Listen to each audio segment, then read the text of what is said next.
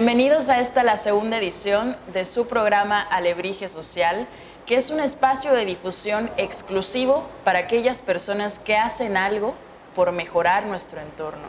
Y el día de hoy tenemos un invitado de honor, el maestro René Ramírez Benítez, que pues bueno, es especialista en derechos humanos y también nos va a platicar un poquito de lo que él realiza, ya que él es un abogado y pues me parece que también es litigante. Entonces, cuéntanos un poco, René, ¿cómo es litigar estratégicamente? ¿Qué es lo que hemos escuchado que tú realizas desde tu profesión? Claro, muchísimo. Primero, antes que nada, muchísimas gracias por la invitación. De lleno, No, claro, muchísimas gracias por la invitación y sobre todo felicitar a todo el equipo.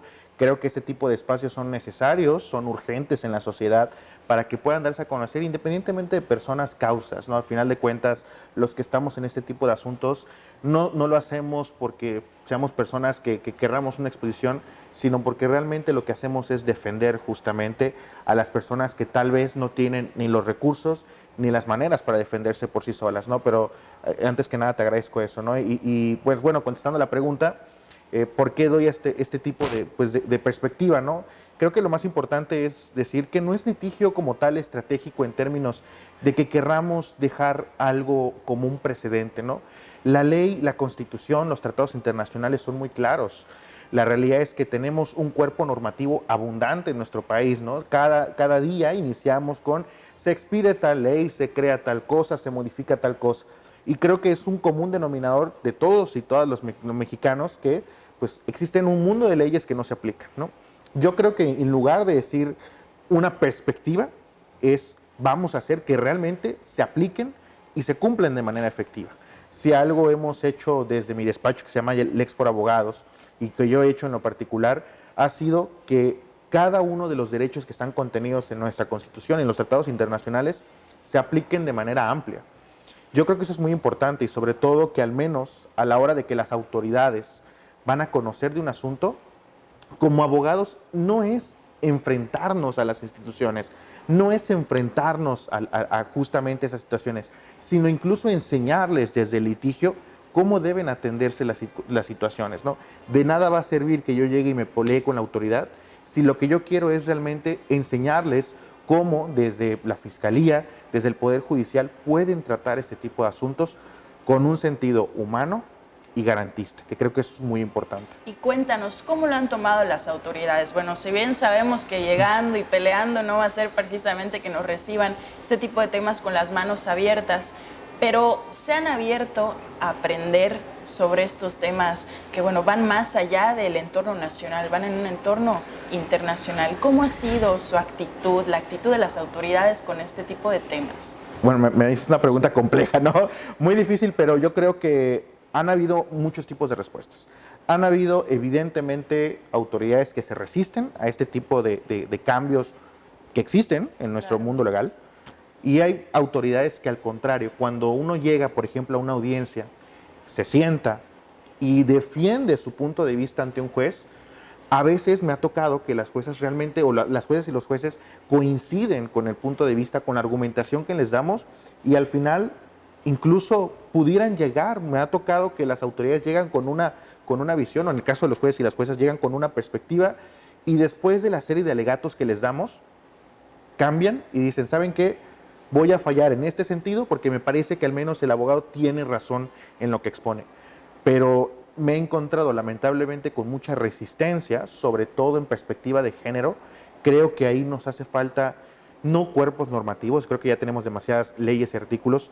Lo que nos falta es una sensibilización y sobre todo entender de qué trata, porque aún así creo que a pesar de los múltiples cursos, talleres, maestrías, posgrados, diplomados, lo que quieras, las autoridades siguen sin entender qué es la perspectiva de género y sobre todo cómo aplicarla a un caso cotidiano.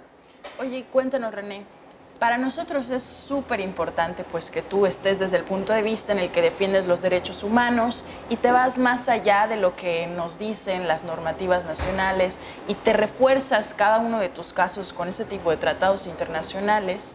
Pero, a ver, cuéntanos, ¿esto es común?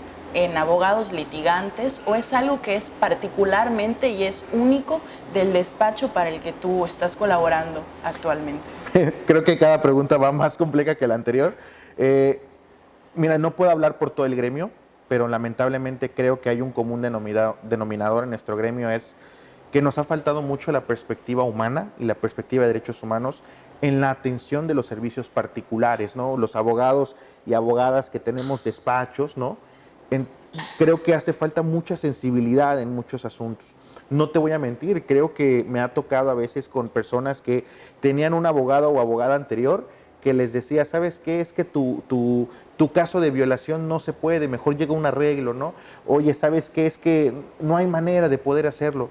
Y la verdad es que para una víctima, una persona que ha sufrido un asunto así, escuchar eso de la persona que están intentando contratar, a que han contratado para defenderlas y defenderlos, es brutal, ¿no?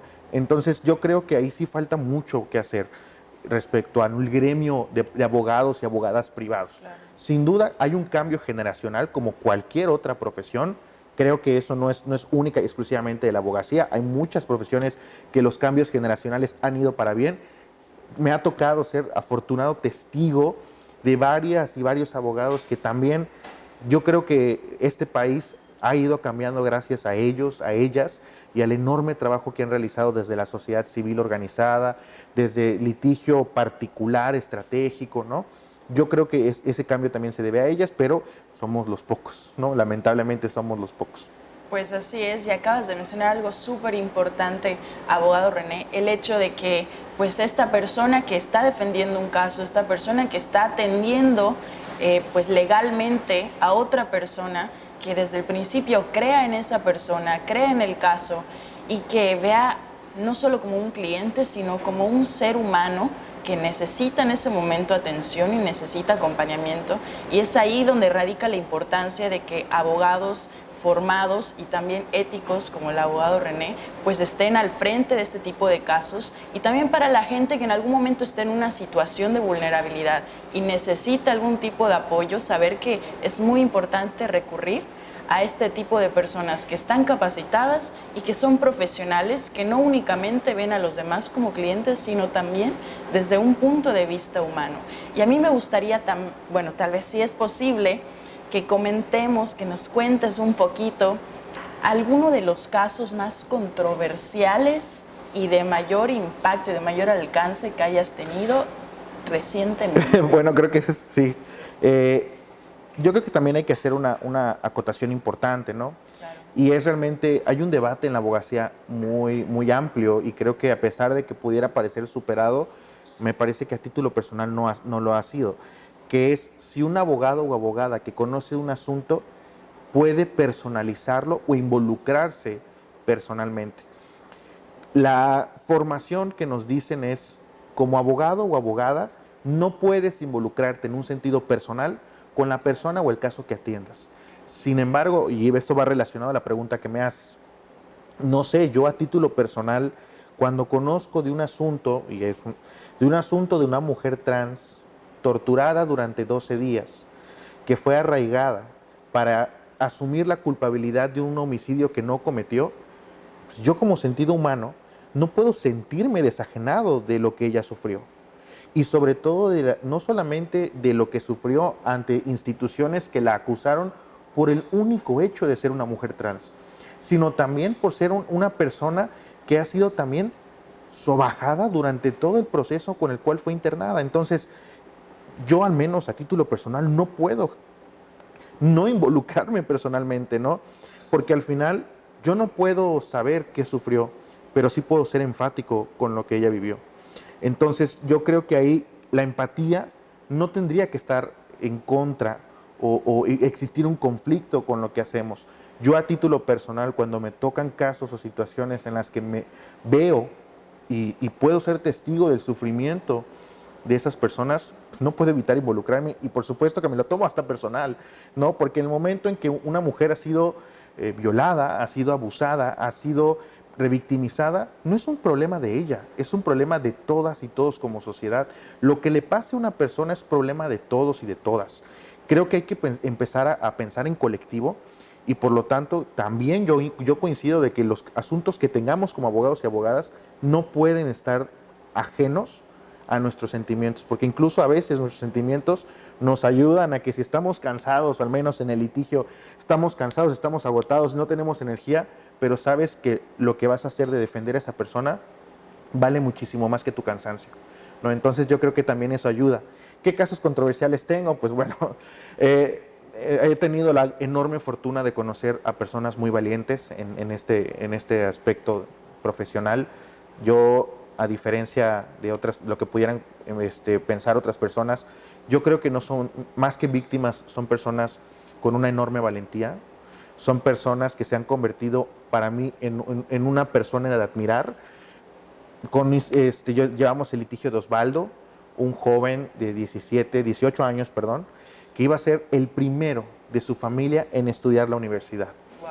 Con todo y todas las circunstancias que pudiera parecer que un joven de una comisaría alejada de Tixkokob que estudiara la universidad, siendo un estudiante bueno, presenta sus papeles, queda en la Universidad Autónoma en la Facultad de Veterinaria y Zootecnia, empieza a tomar las clases y de la nada la universidad lo da de baja. El argumento es que aparentemente no había subido sus documentos, ¿no?, a la plataforma digital en tiempo y forma. Sin embargo, pues bueno, el joven cuando se acerca conmigo me dice, es que sí lo había hecho. Es más, abogado, aquí tengo las pruebas, pero llevo semanas intentando hacer que me escuchen y no me escuchan. Mi única forma era acudir a los medios de comunicación para que me escucharan. Y cuando yo acudí a los medios de comunicación, pues ¿qué hizo la institución? Revictimizarlo y decir que era falso. El asunto lo litigamos y afortunadamente ante tribunales, ante un juzgado de distrito y posteriormente confirma la sentencia un tribunal colegiado, pues nos dan la razón y evidentemente habían violado derechos humanos como acceso a la justicia, la audiencia y sobre todo el derecho a una educación. Entonces, ahí ese es un asunto que tuve la fortuna de conocer a un joven maravilloso que es Osvaldo y de cómo no desistió a pesar de todo lo que vivió. También tenemos, pues bueno, el famoso asunto de Mónica, una joven en la cual en su preparatoria un grupo de jóvenes de su mismo salón sustrajo un video íntimo y lo vendieron a todos sus compañeros y compañeras de la preparatoria, amenazaron a su mamá con que si no les daba una cantidad de dinero, pues ellos iban a divulgar incluso en otras escuelas y en otros lugares el mismo video. Es una joven que no ha desistido, incluso se ha vuelto activista en la materia, es una joven muy valiente que también, pues bueno, llevamos su caso y recientemente pues la Fiscalía dictó un no ejercicio de la acción penal, que a grandes rasgos es pues que no iba a investigar porque supuestamente no encontraba los elementos, impugnamos la decisión ante una jueza de control y pues después de un largo debate de 7 horas de audiencia, pues la jueza nos da la razón y nos dice, abogado, tiene la razón, ordeno a la Fiscalía a continuar con las investigaciones de manera exhaustiva y sobre todo con perspectiva de género. Era la primera vez que una jueza ordena una investigación con perspectiva de género. Tenemos también un reciente asunto que pues, evidentemente por protección de la identidad no puedo decir el nombre, de una joven que fue fotografiada e incluso sustrajeron sus fotografías y las vendieron a través de a una conocida página de internet de pornografía. El caso, pues bueno, ella a pesar de todas las circunstancias personales, ella continuó y pues bueno, afortunadamente hace unas fechas logramos vincular a proceso. ¿Qué es esto? Que un juez analizó los datos que ofrecimos, todos los datos de prueba que ofrecimos y encontró elementos razonables para pues bueno, sujetar a esta persona que denunció a un proceso penal. Y pues yo creo que también está el caso que acabo de mencionar de una mujer trans que fue sometida a tortura para aceptar la culpabilidad de un delito, fue arraigada. La figura del arraigo es que te detienen de manera unilateral y te dejan, solamente el arraigo solamente es por casos de crimen organizado, y de la nada, por un caso de homicidio, la arraigan. ¿Qué significa, perdón, claro. Petro, ¿qué significa arraigar? ¿Que está uno en su casa tranquilo y que llegan a irrumpirle como si nada? Claro, el arraigo es una figura jurídica como de arresto, por así decirlo. Para que la autoridad te pueda privar de tu libertad, necesita la autorización de un juez. El arraigo existe cuando en materia de crimen organizado se presume que has cometido algún acto de crimen organizado y por lo tanto te puede privar la Fiscalía de tu libertad sin la autorización de un juez, ¿ok? Por el principio de cautela, o sea, porque eres peligroso o peligrosa y por lo tanto de manera cautelar te deben de privar de tu libertad. A ella lo hicieron, sí que fuera un delito de crimen organizado, no homicidio simple, y pues bueno, en ese arraigo la sometieron a tortura para que aceptara la culpabilidad. No solamente logramos, a pesar, un juez sin pruebas la condenó por el delito de homicidio a 30 años de prisión. No solamente logramos que fuera declarada inocente en la apelación, sino también estamos ahorita en el proceso de investigación y sanción por hechos de tortura. Y pues bueno, otros asuntos que creo que el tiempo pudiera ser muy extenso, pero a grandes rasgos me parece que son los más significativos. También tenemos ahí uno de que era primero aborto y luego se reclasificó a homicidio en razón de parentesco. E incluso también está terrible porque la Fiscalía lo que hace en ese momento, ¿no? En ese año, fue 2018, le dicen al papá que si quiere el producto que había expulsado, fue un aborto natural, que si querían el producto, pues como cualquier familia religiosa, lo que quieren hacer pues es velar, ¿no?, el cuerpo del producto. Y lo que le dice la Fiscalía es que si lo quieres, tienes que ponerle nombre y firmar esta acta de nacimiento, y con eso le dieron la categoría de persona y por lo tanto persiguieron el delito, ¿no? Pero como estos asuntos, pues lamentablemente hemos tomado varios, y bueno, también me ha tocado en ese camino complejo pues conocer personas muy valientes a las cuales admiro mucho. Así es, y bueno, después de todos estos casos en los que, pues bueno, uno a veces erróneamente pues los llama víctimas, y yo creo que hasta a nivel psicológico ellos se van creyendo que están en una situación de desventaja y de vulnerabilidad, pero es muy importante rodearse de gente como aquí el abogado René, que les recuerde que no son víctimas, que son gente muy valiente, que está haciendo valer sus propios derechos que les corresponden. Y bueno, pues después de todos esos casos, a mí me impresionó, bueno, me quedé también pensando desde el primer caso, todos los casos tienen un lado interesante, ¿verdad?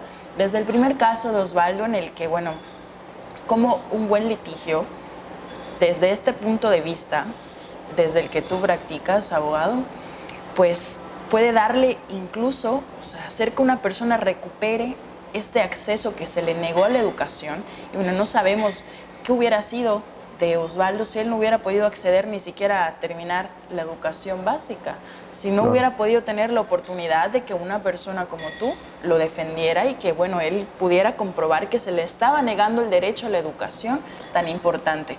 ¿Qué pasa si una persona ya es un joven, pues una madre que su hijo pues está viendo que tiene problemas o se le está negando este derecho a la educación? ¿Cuál es el procedimiento por el que ellos pueden comenzar? ¿Cómo lo hicieron en el caso, por ejemplo, de Osvaldo? Claro. Primero acudió a medios, que es lo que me habías comentado, pero pues parece que ahí lo hicieron sentir mucho más, mucho más vulnerable. Fíjate que a veces no te pones a pensar tal vez el significado de lo que haces o lo que estás haciendo en ese momento, ¿no? Sí. Hay que mencionar incluso que el 90% de los casos que acabo de decir y de los que faltan han sido pro bono, o sea, no cobramos, y o en su caso varios ha sido por lo extenso o lo complejo de la materia, cobramos única y exclusivamente de un 15 a 20% del precio que pudiera costar o costearse en algún otro lugar, ¿no? Lo hacemos porque, al menos a título personal, y también mi socio, que es el abogado Arturo Becerra, creemos que el dinero no debería ser un impedimento de un acceso a la justicia, ¿no? Porque si no, entonces no estamos abonando como abogados en nada a un piso parejo. Yo creo que también de lo que dices, algo muy importante es actuar de manera rápida e inteligente.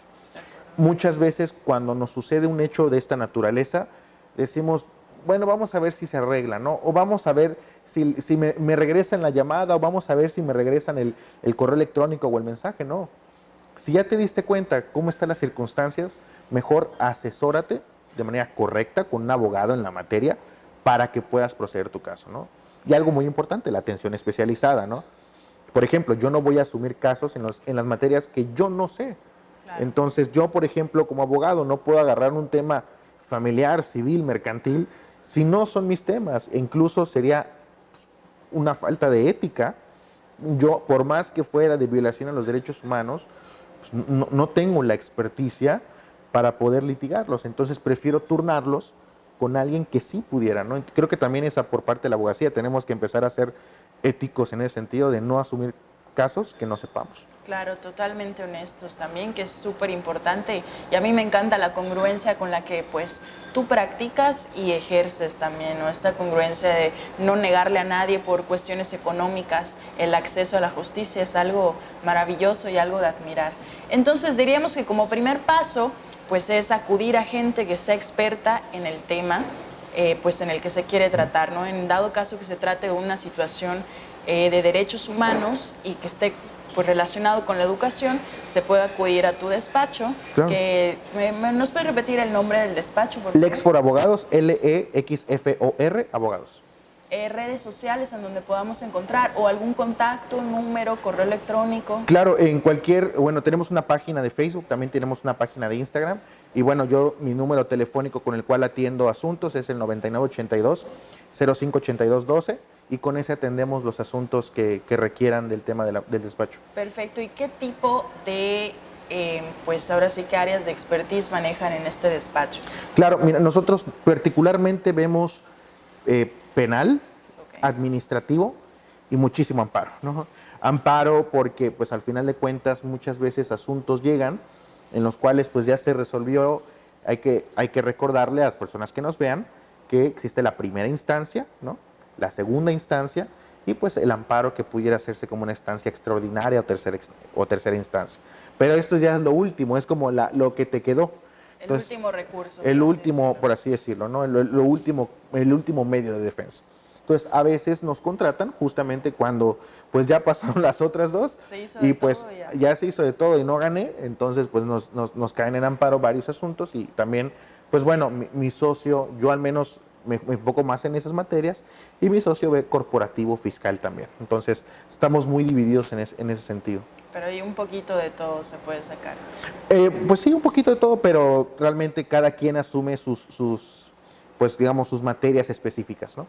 Maravilloso. Pues igual hubieron dos casos que nos mencionaste que me parecen súper interesantes y que es de un tema que últimamente ha estado muy latente en nuestro entorno, en nuestro alrededor, que involucra el tema de la violencia digital.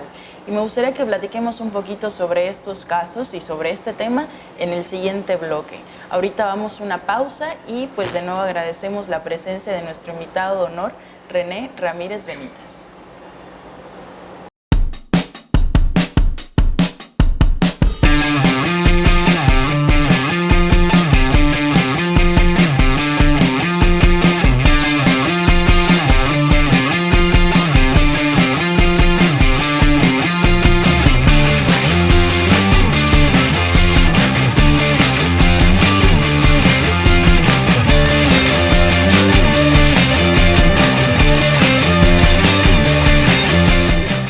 Pues aquí estamos de vuelta en su programa Alebrije Social y nos quedamos picadísimos con el tema que a continuación vamos a platicar, pero a fondo, de la violencia digital.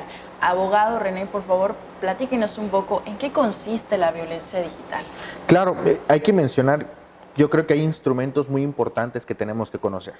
El primero es la Ley General de Acceso a las Mujeres a una Vida Libre de Violencia, que es, digamos, el instrumento jurídico pues por obligación en donde se contemplan diferentes tipos de violencia, ¿no? E incluso cuáles pudieran ser los mecanismos de las autoridades ante una posible situación de violencia para la protección de las mujeres en estas circunstancias, ¿no? También tenemos una misma ley a nivel estatal, que es la Ley de Acceso a las Mujeres a una Vida Libre de Violencia del Estado de Yucatán, y sobre todo también tenemos un tratado internacional muy importante, el Tratado de Belém do Pará, para erradicar todas las formas de violencia. Ahora, ¿cuáles son la violencia digital qué es? Pues hay que primero entender que existen diferentes tipos de violencia, ¿no? Por ejemplo, existe la violencia sexual, existe la violencia institucional, existe la violencia política, que se ha hablado recientemente al respecto, y también tenemos, particularmente me quiero centrar en la violencia sexual, que no solamente es cuando existe, por ejemplo, una violación o abuso, sino también cuando estamos en alguna situación en las cuales el cuerpo de la mujer está siendo objeto de alguna situación que está menoscabando, ¿ok? Su identidad, por ejemplo, desarrollo psicosocial o incluso de manera física por un caso de violación o abuso. Ahora, si nos centramos en la violencia sexual, hay diversas formas de hacerla o cometerla, ¿no? Entonces, uno de esos tipos de violencia en los cuales la modalidad es la violencia digital, ¿no? La violencia digital, por supuesto que tiene una carga o connotación sexual, ¿no? Cuando se produce contenido íntimo de las mujeres, el cual, pues incluso legítimo que se hiciera, pero solamente es para alguna persona o incluso para una cuestión personal, y se difunde sin autorización o incluso se está comercializando con ese tipo de contenido, pues estás generando, por supuesto, una afectación social, una afectación psicosocial, una afectación psicológica, una afectación moral, ¿no? Y por supuesto que ahí se genera lo que vamos a llamar violencia sexual en su modalidad digital, ¿no? O lo que conocemos comúnmente como violencia digital. De acuerdo, entonces primero se clasifica como violencia sexual y a partir de ahí se hace una subdivisión en donde dice violencia digital, que es parte de la violencia sexual. Exacto, ¿cómo se comete ese tipo de violencia? ¿Cómo se comete ese tipo de violencias? Entonces, pues bueno, ¿cómo ha sido tocar este tema? Que me parece que hasta apenas el 2018 se pudo incluir dentro del Código Penal, claro. Precisamente. ¿Cómo ha sido tocar este tema a autoridades? Bueno, es que incluso hablando con nuestros vecinos, con nuestras tías, con nuestros tíos, nos damos cuenta que es un tema al que la gente desconoce todavía, que no logra comprender el hecho de que pues, el contenido íntimo no se puede compartir con cualquier persona. Claro. ¿Cómo ha sido tocar este tipo de temas ante las autoridades? Nos hemos encontrado con muchísimas dificultades. Primero, la dificultad probatoria, ¿no? Estamos hablando que este tipo de delitos se cometen con las nuevas tecnologías, desde un celular hasta una computadora, y con el cual ahora creo que el conocimiento general que tienen las personas respecto a estas tecnologías, pues es muy amplio, incluso pudieran en dado caso eliminar toda evidencia de lo que han realizado. Contra eso nos estamos topando, contra las complejidades tecnológicas en el cómo incluso, o sea, seamos realistas, tenemos dificultades para investigar un simple homicidio. Imagínense las dificultades que tienen las autoridades investigadoras para poder perseguir un delito digital, muchísimo mayor, ¿no? Yo creo que nos topamos primero con eso. Las instituciones, hay que ser claros, no estaban preparadas para investigar delitos cometidos con tecnologías de la información. Segundo, una falta de sensibilidad de las autoridades ante estos casos. Yo creo que lo que ha sido un común denominador, lamentablemente, es que cuando llega una mujer, y lamentablemente la incidencia ha sido mayormente en jóvenes, mujeres jóvenes. Cuando llegan, incluso por las circunstancias personales, llegan solas a denunciar, ¿qué sucede? Las autoridades les reclaman en el mismo momento de la denuncia, es que ¿para qué lo hiciste? Ya ves, te pasa por ser así, o porque eres un irresponsable. O sea, la misma autoridad empieza desde el momento en que la mujer acude a denunciar a revictimizarla, y incluso ellas, ante la pena y las circunstancias, evidentemente el dolor de lo que sucedió, pues deciden irse. No solamente hay un umbral enorme de delitos que no se denuncian, que si nos retomamos incluso el índice global de impunidad, que mide también la impunidad que tenemos al denunciar, en México existe un 92% más o menos de delitos no denunciados. O sea, el umbral de delitos no denunciados es enorme. Y de ese umbral, solo el 1% alcanza una sentencia. Quiere decir que de cada 100 delitos que se cometen en nuestro país, solo uno pudiera llegar a una sentencia condenatoria. Imagínate si lo traspolamos a una cuestión de género. Evidentemente existe incluso yo creo que pudiéramos afirmar, un 100% de impunidad en este tipo de asuntos por la falta de sensibilidad. Y tercero, aunado a los problemas probatorios de recabar pruebas, súmale también el tema de la falta de sensibilidad de las autoridades que investigan y persiguen estos delitos, tenemos al Poder Judicial. ¿Y qué pasa cuando llega una carpeta de investigación ante un juez de control, que es el juez que conoce este tipo de asuntos? No entienden de qué se trata.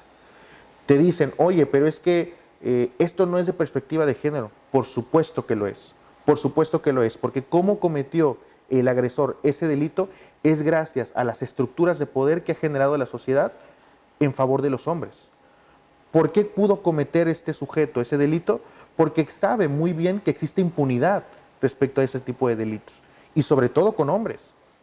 Entonces nos topamos incluso con que las autoridades jurisdiccionales, los jueces, no entienden a qué se refiere la violencia sexual, la violencia digital. A veces me he topado, lamentablemente, con que la Ley General de Acceso a las Mujeres a una vida libre de violencia no se aplica. Por Dios. Entonces, yo creo que el cúmulo de todas estas situaciones ha generado que en ese tipo de delitos y en muchos otros estemos en una situación muy, muy delicada, en donde las víctimas, a menos que exista una presión social fuerte, las autoridades no van a hacer absolutamente nada, o a menos que tengas a un abogado como aquí tu servidor, pues que estamos, o somos conocidos por ser pues personas demasiado insistentes, por así decirlo, de manera...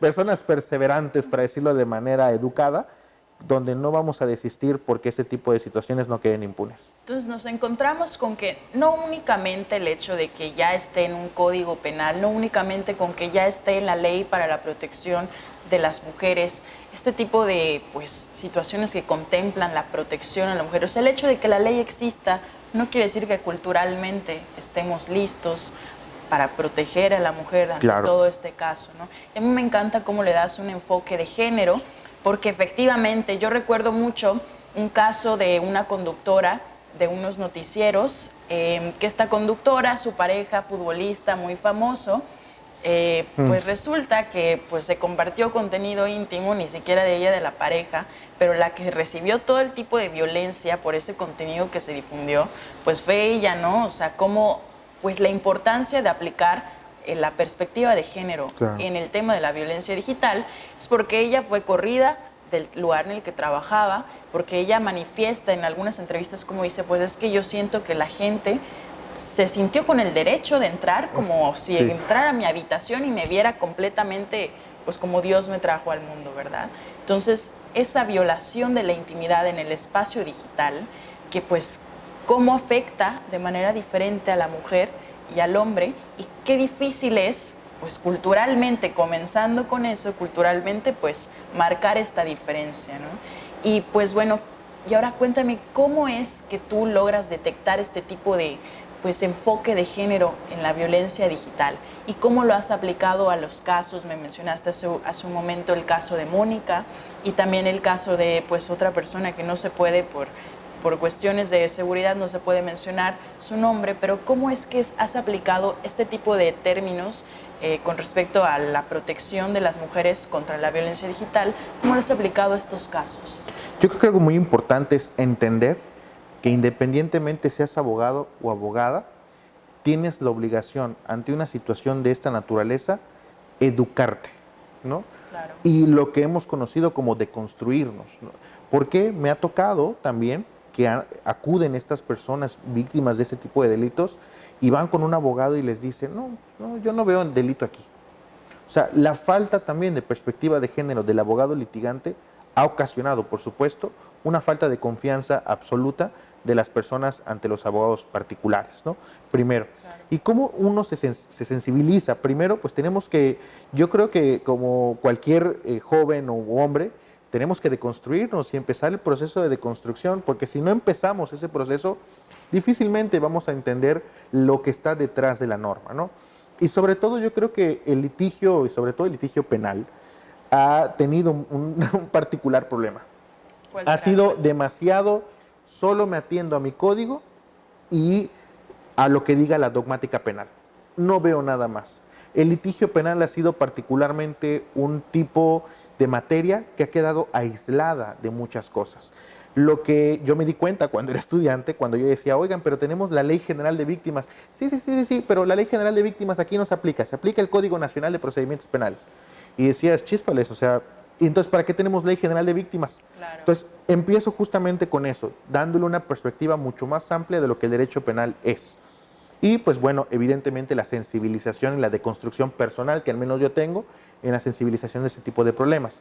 Y yo creo que algo también muy importante es que estés atento o atenta a lo que sucede. En estos casos en particulares de violencia digital, pues bueno, son asuntos que incluso como joven estás muy, pues digamos, porque aunque la gente que nos está viendo no lo sepa, soy joven todavía, ¿no? Sé que no lo parezco, la vida me ha tratado un poco mal, pero todavía soy joven y pues bueno, tenemos una particular sensibilización con las tecnologías de la información y porque pues, al final de cuentas, Cualquiera puede ser víctima de este tipo de delitos. Así es. Pero creo que también me he topado con otro tipo de situaciones que me han hecho incluso más fervientemente creador de la perspectiva de género. Y no te lo alargo más, es un caso en el cual una joven acude a su preparatoria un día de Hanal Pichán.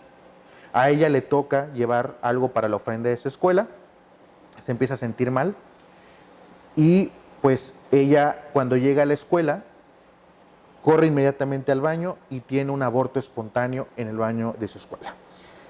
La escuela lo primero que hace no fue llamar a los servicios de emergencia, fue llamar a la policía, porque por supuesto hay que criminalizar a la mujer desde el primer momento en que está sufriendo algo.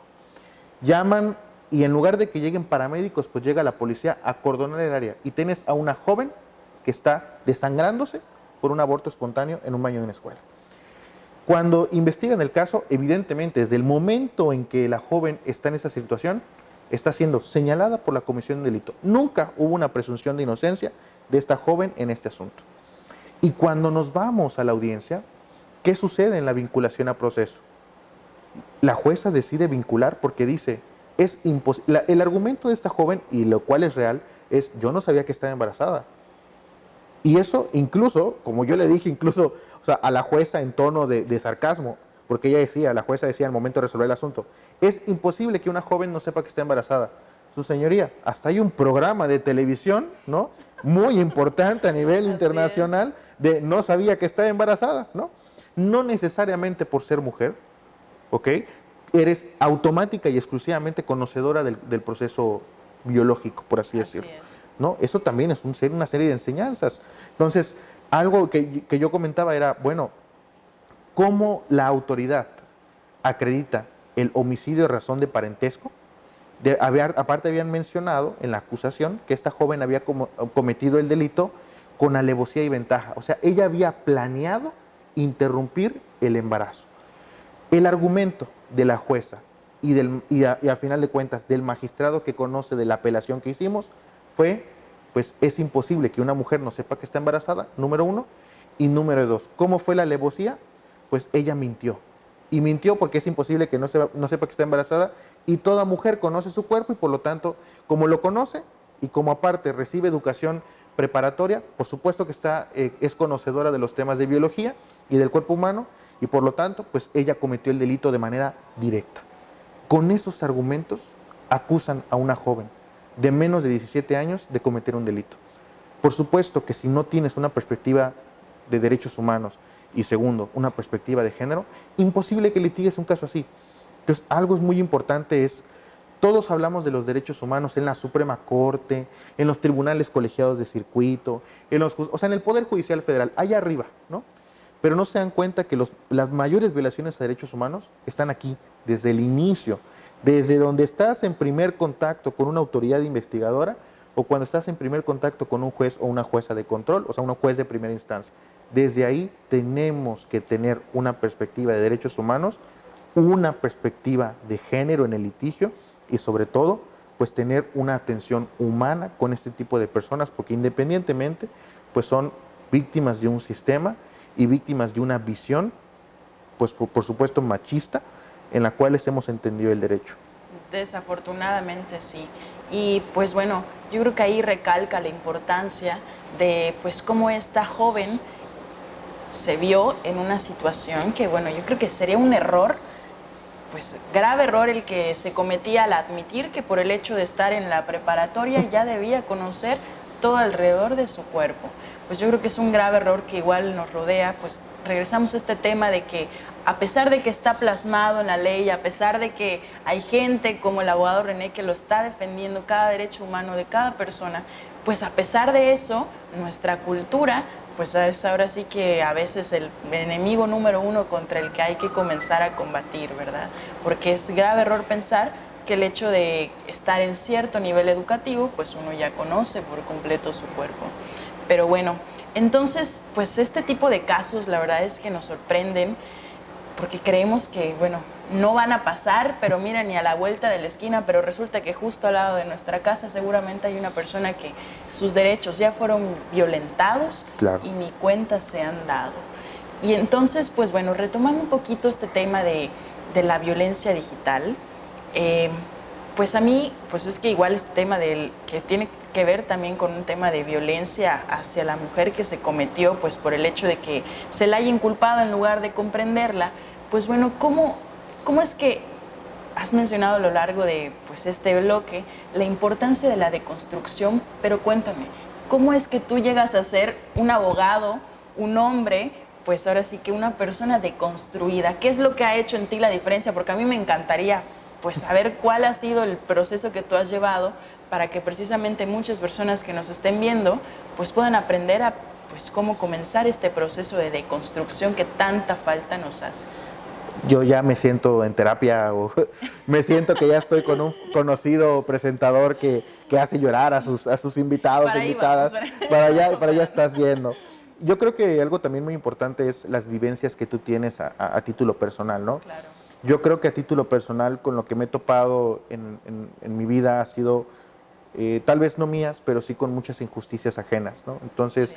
Y una de esas grandes injusticias ha sido contra la mujer, particularmente a mi mamá. Entonces, algo que yo pues fui muy sensible es por qué le sucedía eso a mi mamá, ¿no? O sea, ¿por qué mi mamá pasaba por estos procesos o por qué mi mamá estaba siendo víctima de esto? Entonces, cuando empiezas tú a autoeducarte, ¿no? Porque algo que yo empecé a hacer es, yo solito, lamentablemente durante mi formación, no tuve pues una persona que me introdujera a ese mundo y yo solito empecé a leer pues a Olympe de Gouges, ¿no? Esta conocida feminista de la Revolución Francesa, cuando sacan la Declaración de los Derechos y Deberes del Hombre, y ella crea la Carta de los Derechos y Deberes de la Mujer, ¿no? Como una contrarréplica a esto.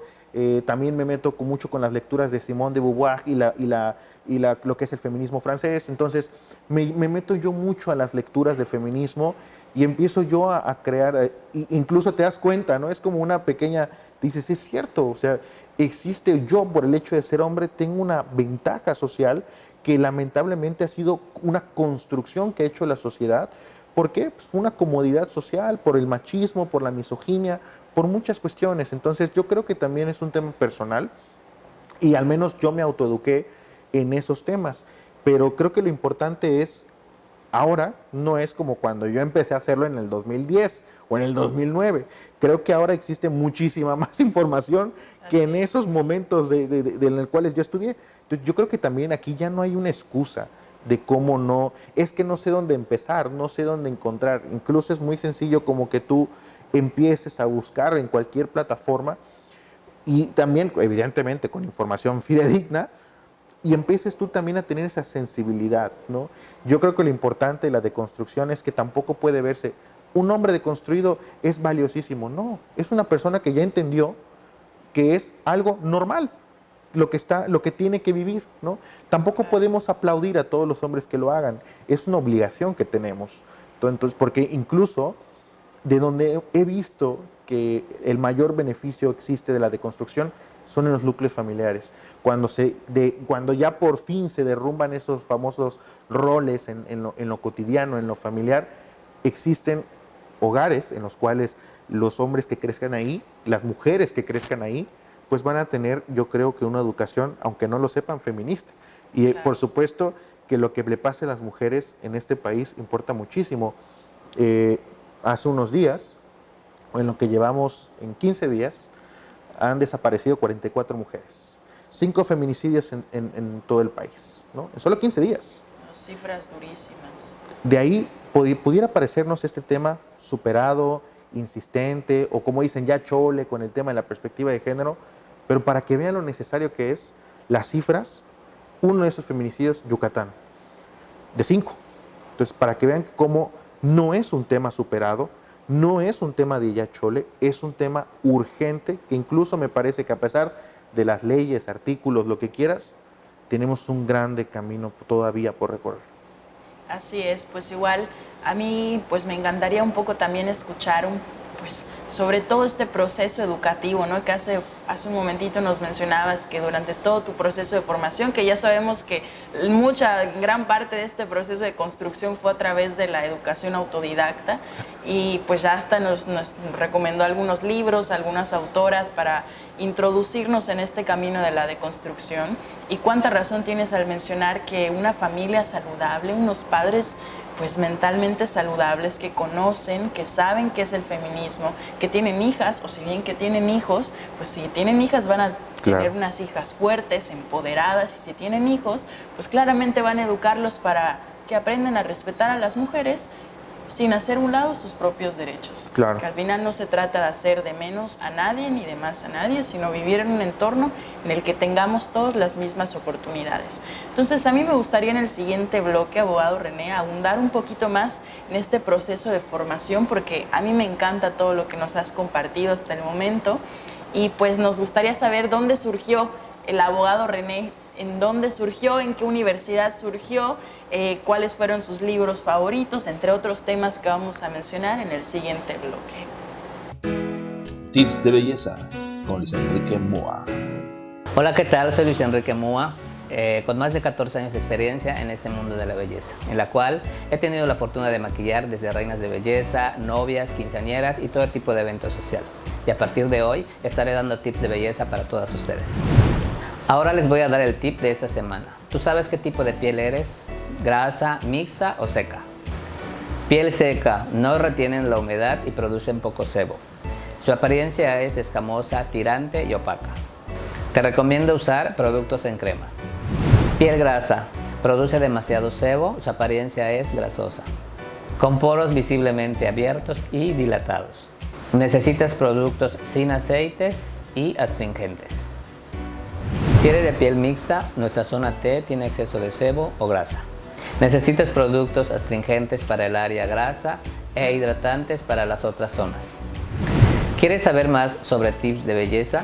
Te invito a que me sigas en mis redes sociales, Facebook e Instagram. Estoy como Luis Enrique Moa. Tips de belleza con Luis Enrique Moa.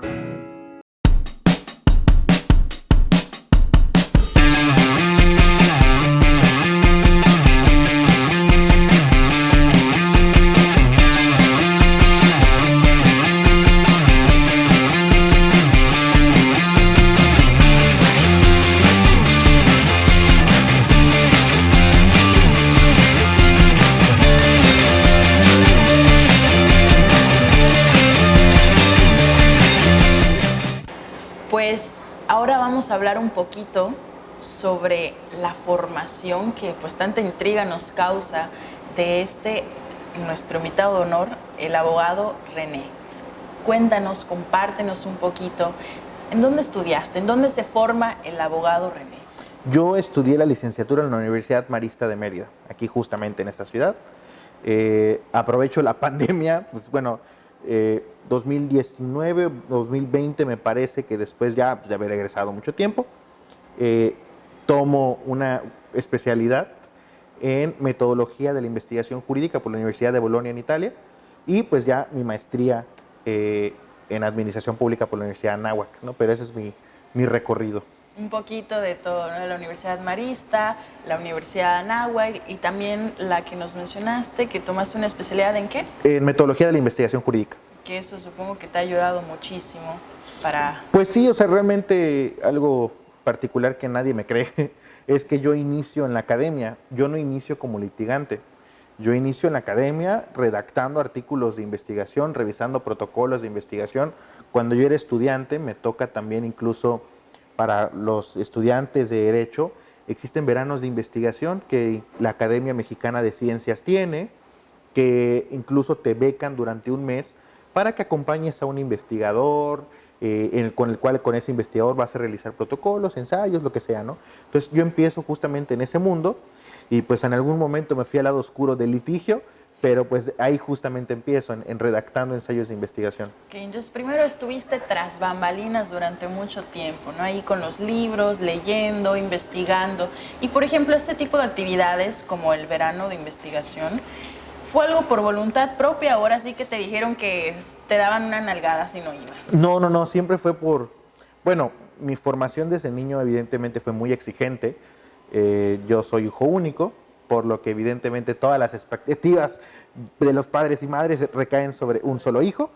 Entonces, pues sí eran muy duros con el tema de la lectura, ¿no? Entonces, por ejemplo, de manera de anécdota, mi mamá me hacía leer 3 libros a la semana, y si yo quería salir el fin de semana o quería que me dieran mi famosa gastada, el viernes, ella me hacía un examen de los libros que leí, y si yo salía arriba de 90 o de arriba de 9 en ese momento, pues me daba mi dinero y me dejaba salir. Si no, era estar encerrado y volver a leer los libros que no aprobé su examen, ¿no? De hecho, el que yo me acuerdo un buen era El Principito, que Dios mío, reprobé como 3 veces su examen seguido.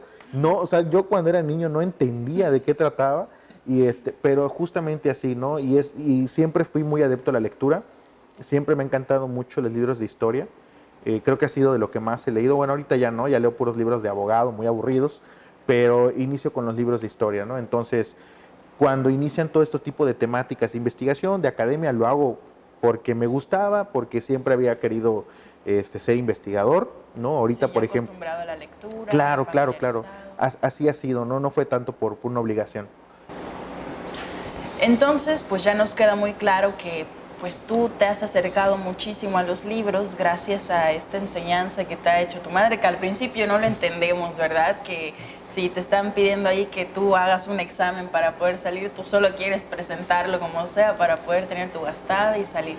Pero aparte de esto, pues me gustaría que nos compartas cuál ha sido alguno de los motivos o alguna de las acciones que tú has visto o alguno de los eventos que te han motivado a ti a estudiar derecho, pero sobre todo enfocarte en esta área de derechos humanos. Claro, yo creo que desde niño mi papá y mi mamá fueron como muy enfáticos con el tema de, a ver, tú vives en un afortunado privilegio, pero no todos tienen las mismas oportunidades que tú y siempre tienes... Mi papá era muy enfático con el tema como de responsabilidad social. No me lo decía en ese momento como tal, no, pero sí me decía, siempre entiende tu posición y entiende que tienes que ayudar, ¿no? Yo creo que hay 2 anécdotas que me cambiaron como abogado, o como, bueno, más bien como estudiante de Derecho y como persona. Yo antes de estudiar en Yucatán, pues estudiaba en la Ciudad de México, ¿no? Yo era de esos que nos fuimos a estudiar pues, a las grandes universidades que en ese momento eran, ¿no? Ya sabes, ¿no? Que uno cuando egresa de la preparatoria o tiene me voy a ir a la mejor, busqué las mejores universidades del país en Derecho y me fui allá. Me fui a la Libre de Derecho y me fui al famoso ITAM, en ese momento que estaba muy de moda, ¿no? Y pues evidentemente la Ciudad de México pues me sacó de una burbuja que pues como cualquier padre o madre, ¿no? Tiene a sus hijos en una burbuja para protegerlos, para protegerlas y que no les pase nada, ¿no? Y que no vean en realidad que el mundo es complejo. Totalmente. Y entonces cuando voy a la Ciudad de México... ¿Pero tú ya vivías ahí o Ya vivías? había estado ahí, entonces ya pues nada más era como un tema de ahora nada más a estudiar, ¿no? Okay. Y hay una anécdota ahí que creo que me sigue hasta estos días. Cuando yo tenía que transbordar una larga línea del metro y me toca un transborde muy grande, que era el de Metro Hidalgo. Y en el Metro Hidalgo, pues también hacia afuera hay muchos puestos de comida. De hecho, hay puestos de comida incluso adentro del metro. Cuando voy en las escaleras, unas escaleras para el transborde, era a las 6 de la mañana, un mundo de gente, había una señora, no te miento, lo tengo aparte muy, muy marcado en la mente, como unos 80 años, o sea, una señora muy, muy grande de edad. Y mientras ella iba en su línea, que estaba ella bajando, llevaba todo un puesto de un puesto de tianguis en su espalda. Una señora de 80 años llevando un puesto de tianguis con una cara que hasta estos días me persigue de dolor, ¿no? De que evidentemente la vida no es fácil para ella ni para muchos. Y algo que me impactó fue que todo el mundo pasaba ignorándola. O sea, ignorando que ella era una mujer que estaba cargando y que evidentemente necesitaba ayuda para cargar metal que traía una señora de 80 años, ¿no? Entonces, yo intento llegar hacia ella, pero evidentemente el cúmulo de gente no me dejaba pasar hacia los lados. Evidentemente, si tú vas ahí, síguete hacia derecho, ¿no? la gente o la cantidad de gente o la densidad de gente no te va a dejar pasar. Y a mí algo que me enojó y que incluso, pues yo soy muy chillón, ¿no? Cuando pues llego al metro, cuando llego ya al vagón, pues me pongo a llorar porque era como, no puedo creer que la gente haya sido tan indiferente con una persona sufriendo en ese momento. O sea, no hubo nadie que fuera de su mundo haya volteado a un lado para ver que una persona necesitaba ayuda, ¿no? Una persona adulto, o sea, una adulta mayor que necesitaba ayuda en ese momento. Y creo que es uno de los momentos en los que dije, a mí jamás me va a cegar la indiferencia, jamás me va a cegar el no hacer algo o el no estar pendiente de mi alrededor, ¿no? A veces, tal vez estamos tan preocupados por nuestras propias vidas que nos olvidamos que hay otras personas que están sufriendo mucho y que tal vez ayudarlos o ayudarlas, aunque sea mínimo, impacta en sus vidas muchísimo. Yo creo que ese ha sido particularmente uno. Y hay otra que me toca más joven, cuando yo estaba en Cancún viviendo, pues un día de la nada me dicen mis papás, creo que íbamos por mi pasaporte, me dicen mis papás, yo tenía 15 años, vamos a comer a unos tacos, ¿no? Y llegamos a ese lugar de tacos y un joven, en ese momento, yo no recuerdo haber visto incluso otro joven así, se me acerca y me dice, oye, ¿te puedo bolear tus zapatos? Pero un joven como de mi edad. Era la primera vez que yo tenía contacto con un joven de mi edad que me preguntaba si me podía volar mis zapatos, y tú lo veías que era un joven pues desnutrido, que era un joven que tenía pues evidentes carencias, ¿no? Y mi reacción fue, oye, ¿y por qué estás aquí y no estás en la escuela? Esa fue mi reacción como un joven de 15 años, evidentemente inconsciente, ¿no? Y él me dice, yo no voy a la escuela, yo tengo que trabajar. Y en ese momento yo me quedé pensando, pues qué injusto es este país, ¿no? Qué injusto es este país que mientras yo estoy yendo a sacar mi pasaporte para viajar al extranjero, o que yo estoy en ese momento, pues, pidiendo un permiso para mi escuela, otro joven no va a la escuela porque no puede, porque no se lo puede costear, aunque sea pública, ¿no? Entonces, creo que ahí también me di cuenta de la desigualdad que tiene nuestro país. Evidentemente, yo digo, yo era un ignorante de esos temas cuando era joven, porque pues como jóvenes tampoco estamos muy conscientes de los temas. Y ahí decido que jamás voy a ser pues falto a la evidente desigualdad, ¿no? Y ahí es cuando empiezo a decir, yo empiezo a ir a marchas a partir de los 16 años. Mi primera marcha fue una marcha taurina. ¿Qué es una marcha taurina? O sea, de que en contra de las corridas de toros, ¿no? O sea, en ese momento pues era mi pensamiento, ¿no? Y empieza ya un René a ser muy pues muy directo con las causas que encumbra, ¿no? Y empiezo ya también a ir a diferentes protestas, manifestaciones, y desde ahí yo creo que ya empiezo a tener una perspectiva pues muy social, ¿no? Sobre todo de siempre estar pues pendiente de lo que necesiten las otras personas. Y para mí, yo creo que algo que me queda muy claro es que la felicidad no puede ser mi felicidad o tu felicidad, tiene que ser también una felicidad colectiva, ¿no? Yo no puedo ser feliz dejando que otras personas vivan una miseria, ¿no? Entonces, yo creo que por ahí también se empieza. Claro, pues sí, pues bueno, desde el principio, a pesar de que tú nos dices, no, pues es que yo ignoraba todo este tipo de temas, pero a mí me queda claro que con el simple hecho de que para empezar hayas estado consciente, ¿no? Que pasa muchas veces que hoy, pues los jóvenes, adultos, personas, todos estamos en un lugar y no nos damos cuenta de lo que para ti en ese momento fue esa abuelita de 80 años que estaba cargando, pues tenía ahí probablemente todo el gasto que iba a poder conseguir en cuanto Claro. 2, 3 meses, toda una carga de productos. A veces estamos sentados con el celular, sentados trabajando en nuestras computadoras, sentados desde estas comodidades, distraídos, y no podemos ver a aquella persona que va pasando, que nos va a provocar un momento de reflexión, que bueno, en tu caso, en tu situación, tú lo utilizaste para que te mueva y para que te motive a hacer lo que hoy eres. Un abogado que va más allá de simplemente ejercer una simple ley nacional o estatal, sino que va más allá, tiene otro tipo de enfoques, de perspectivas, que es lo que ha hecho que él logre recuperar, le logre dar a las personas los derechos que ya les corresponden, pero que en algún momento fueron arrebatados de sus propias manos, como el derecho a la educación, derecho a una vida libre de violencia, entre otras oportunidades que has logrado crear gracias a que en ese momento estuviste consciente y la abuelita te hizo reflexionar. Y pues es igual una invitación, ¿no?, para todos los que nos ven de estar conscientes y de notar aquellas pequeñas abuelitas que van pasando junto a nosotros, o bueno, más bien me refiero a aquellas personas que nos pueden hacer reflexionar para convertirnos en alguien mejor. Y tú mencionabas que, bueno, cuando tú eras ya joven, comenzaste también a involucrarte, pues que si en manifestaciones, esta manifestación taurina que a mí me causa mucha intriga, porque precisamente me parece que hace poco acabas de trabajar en un tema relacionado con la ley a la protección animal. Cuéntanos un poquito sobre qué trata este tema, este proyecto que has trabajado. ¿Qué nos puedes contar sobre esto? Claro, pues bueno, yo también, hoy sí que dentro de mis ratos libres, ¿no? No, pero de manera constante, pues mi trabajo también, pues es ser asesor legislativo. O sea, ¿cuál es mi trabajo? Pues redactar las propuestas o iniciativas de leyes que van a presentar, en este caso, los diputados y diputadas. En este caso, un diputado, pues yo también pues tengo una perspectiva mucho de los derechos de los animales. Soy una persona que ama profundamente a mis gatos. Mis gatos también son una parte importante en mi vida.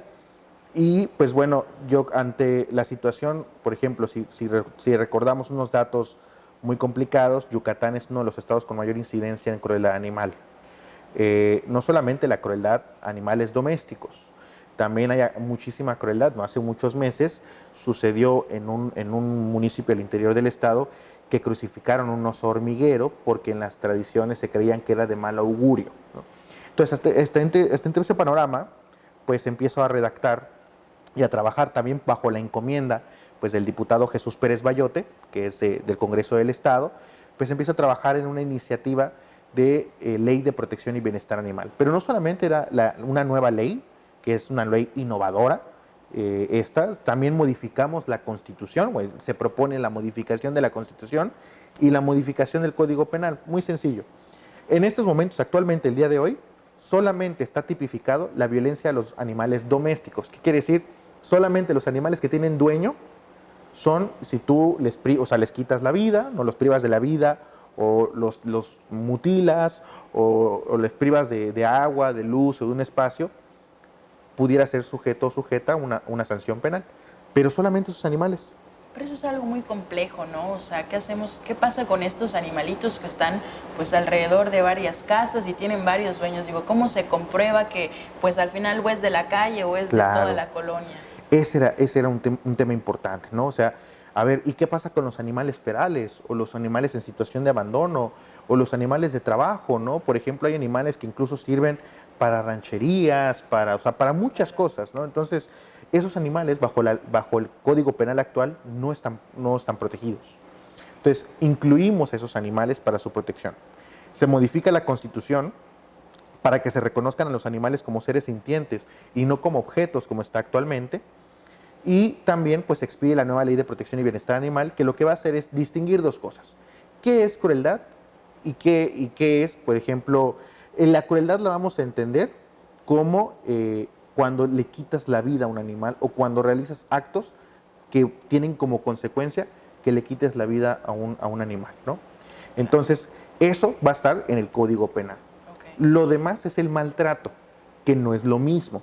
El maltrato, por ejemplo, que no tengas a tu animalito, a lo que quieras, con agua, con comida, con atención veterinaria, ¿no? Que no lo dejes bajo el sol, porque hay muchas veces que los dejan bajo el sol o bajo la lluvia o incluso expuestos a un huracán o en muchas circunstancias, ¿no? Entonces, hicimos esta distinción e incluso también se le dan las facultades a las autoridades para que puedan atender esos casos. ¿Qué sucede muchas veces? Cuando tú ves un caso de crueldad o maltrato, ¿a quién le llamas? No tienes idea. Y si le llamas al 911, créeme porque ya lo intenté, ¿qué te dicen? El 911 no es para esto, joven. Márquenle a las autoridades. Pero las autoridades solo trabajan de 8 de la mañana a 3 de la tarde.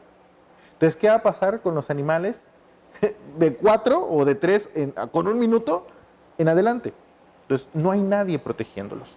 Entonces, algo importante era establecer mecanismos de protección de manera continua y por eso también, por ejemplo, se proponen los municipios como parte fundamental. Yo soy un firme, protector de los municipios, soy un municipalista. ¿Por qué? Porque son el municipio o los ayuntamientos es el primer contacto que tienen las personas ante una situación, ¿no? Claro. O sea, pues es la primera autoridad a la que voy a acudir cuando tengo un problema, y creo que también es importante que asuman su responsabilidad, Totalmente. sobre todo porque, pues bueno, nosotros estamos en la capital de nuestro estado, pero ¿qué va a pasar con los demás municipios? Es otra dinámica totalmente diferente, y también la ley debe atender esas dinámicas al interior del estado. Entonces, creamos todo un entramado jurídico muy innovador, no lo digo porque yo la redacte, no, la haya redactado, sino porque era necesario, era urgente. Es inconcebible que estemos ante un Estado, incluso, pues bueno, a instrucciones del diputado Jesús Pérez Bayote, que también es una persona que le gustan mucho el tema de los animales y la protección animal. Nos llega un caso en el que un joven y su familia eran amenazados por otras personas y cumplen la amenaza y van y golpean a sus caballos. Era un macho y 2 hembras, ¿no? Yeguas y un macho. Y los golpean a tal forma de que en este momento el macho sigue todavía en una situación de que no saben si va a sobrevivir. Incluso sus patas delanteras quedaron muy maltratadas. O sea, personas que por circunstancias ajenas se desquitan con los animales. Y cuando lamentablemente, pues bueno, yo soy penalista, ¿no? Cuando seguimos la investigación, ¿qué sucede? Recientemente se creó la Unidad de Investigación Especializada en Delitos contra los Animales de la Fiscalía General del Estado. Y yo ya sabía que cuando fueran a investigar, pues me dice la Fiscalía, oye, son caballos, no están protegidos por el Código Penal. Entonces le digo, oye, ¿y qué entonces qué es? Son objetos. O sea, no estaban contemplados como animales domésticos. No, claro que no. Okay. Entonces, eso realmente era como inconcebible, que en 2022 sigamos con esta perspectiva de que los animales son objetos. Entonces, yo creo que lo importante era cambiar justamente esta perspectiva, y pues bueno, atendimos a este joven, estamos atendiendo a su familia, y ya las investigaciones están siguiendo su curso, y pues lamentablemente bajo lo que dice la legislación actual, ¿no? Pero ese caso nos marca la urgencia de modificar nuestro Código Penal, de modificar nuestras leyes para maximizar la protección a los animales, que también es un tema muy importante. Claro, fíjate que hace aproximadamente como 2 meses en la oficina una compañera estaba intentando hacer una denuncia por, pues ahora sí que ahorita nos vas a mencionar, abogado, si era crueldad o si era maltrato, ¿verdad? Pero resulta que quería hacer una denuncia porque una de sus vecinas tenía ahí encadenado a su perro, no le daba de comer, la vecina se había ido de viaje, no se aparecía, el perro estaba cada vez pues más flaco, encadenado, con aquí heridas, porque pues obviamente ni lo sacaban, ni lo movían, ni nada. Entonces, desnutrición, daños por la cadena, porque la tenía ahí todo el día y pues era pues claro que él iba a intentar escapar, hacía lo que podía por intentar escapar porque ni siquiera alimento recibía. Pues yo, pues en esa situación, claro que en algún punto iba a llegar, bueno, yo perdí la pista de este caso, pero era claro que si seguía esto durante al menos un mes más, pues la mascota iba a acabar, pues evidentemente en otro mundo, porque en este ya no le iba a aguantar las fuerzas. Entonces, en este tipo de situaciones, pues yo vi claramente lo que tú mencionas, ¿no? Como, para empezar, esta compañera del trabajo no tenía ni la mínima idea de a quién llamar. Entonces, pues intentó llamar a un número que le dijeron, pues aquí es, como tú dices, el número en el que te lanzan directamente, pues los ayuntamientos, ¿no? Pues es que, ¿sabe qué? No podemos hacer nada porque, pues es que eso no nos incumbe. Lo mucho que podemos ir a hacer es ver que esté el animal y que en ese momento nadie le esté pegando. Pues está ahí, sigue vivo, sigue caminando, no podemos hacer nada. Pero este tipo de situaciones, como ¿qué se puede contemplar con estas nuevas modificaciones que me acabas de mencionar? ¿Es crueldad o acaso es maltrato o es una combinación de ambas? ¿Y cuál es el procedimiento adecuado pues, que tú nos recomendarías que se pueda llegar a hacer ante cualquiera de estas situaciones? Claro, y creo que bajo la legislación actual no hay distinción, es maltrato y crueldad, ¿no? O sea, la suma como si fueran iguales. Yo creo que lo que estamos ahorita plasmando es algo totalmente diferente, hacer la distinción. Cuando sea maltrato va a ser un tema administrativo y cuando sea crueldad va a ser un tema penal, ¿no? Entonces, ¿qué es lo que fundamentalmente estamos haciendo para solucionar esto? Lo que estamos creando es que los municipios sean el primer respondiente. ¿Qué quiere decir? Que sean los primeros en llegar ante una situación así. Y segundo, estamos plasmando una denuncia administrativa. ¿Qué quiere decir? Cuando estén las personas, oye, ¿qué hago ante este caso? pues ahora sí, pues vas a tener que escribir qué pasó, denunciar con tu escrito ante la autoridad administrativa municipal y que inmediatamente atiendan el asunto. De hecho, hasta lo que sabemos, ¿no? ¿Qué va a pasar si denuncias? Pues la autoridad incluso pudiera hacerse pato, ¿no? Cuando recibiera la denuncia. Claro. Por eso plasmamos una serie de términos. La autoridad, una vez recibida la denuncia, tiene 24 horas para acudir a los hechos y saber si efectivamente la denuncia tiene materia o no tiene materia. O incluso si la denuncia administrativa la va a conocer el municipio, o si es penal, turnarla a la fiscalía, ¿no? Porque pues no es materia del municipio, es materia de la fiscalía. Entonces, eso intentamos hacer. Lo que tendría que hacer en este caso, si todo sale bien y se aprueba pronto, pues sería que denunciar ante las autoridades municipales para que ellos realicen el procedimiento administrativo y en su caso, si hay delito, porque tú me dices que hay laceraciones, ¿no? Hay incluso un desnutrimiento ya pues severo, ya incluso pudiera ser penal. O sea, ya pudiera rayar en un delito. Entonces creo que también pudiera haber materia. Claro, pues ojalá, de verdad que todos, seguramente los que estamos viendo este programa, pues deseamos con ansias que este tipo de situaciones pues ya no vuelvan a ocurrir y pues que se apruebe. Ahora sí que deseamos lo mejor para todo el equipo de trabajo, que pues ojalá que sí se logre aprobar este tipo de leyes, porque sabemos que, bueno, cualquier animal, nos queda claro que son seres sensibles, seres que necesitan de otros seres como nosotros para que ellos puedan tener una vida digna. Pues es que dicen que los seres humanos somos los únicos racionales, pero a veces parece que no, que es lo único que nos hace falta, porque pues bueno, claramente está en nuestra responsabilidad que estos seres, pues los animales, tengan una vida digna, porque pues claro que es nuestra responsabilidad. Y ojalá que se logre aprobar esta ley, que pues nos pareció bastante innovadora, y que qué respuesta tan rápida le hubiera dado a esta situación que ocurrió hace unos meses en la oficina. Y pues te comento, yo perdí la pista de lo que pasó con esta mascota, pero pues lamentablemente, seguramente como muchas otras mascotas, ahí habrá quedado una vida más. Y ojalá que con la aprobación de pues de todas estas nuevas modificaciones se logren salvar muchas más vidas, muchas mascotas y en general de animales, porque sabemos que no únicamente, como nos mencionó el abogado, no únicamente los domésticos son pues de carácter pues para cuidar, ni únicamente son los únicos que tienen los derechos para ser protegidos, sino cualquier animal es un ser que tiene un alma, que tiene un cuerpo y que merece ser cuidado y respetado como por el simple hecho de ser un ser vivo. Entonces, abogado, agradecemos enormemente el tiempo que nos ha compartido pues esta bella noche. También agradecemos todo, pues ahora sí que se nos abrió, nos contó las motivaciones que tuvo, pero sobre todo agradecemos este cambio, estas mejoras que pues de todo corazón sabemos que está haciendo con nuestro entorno.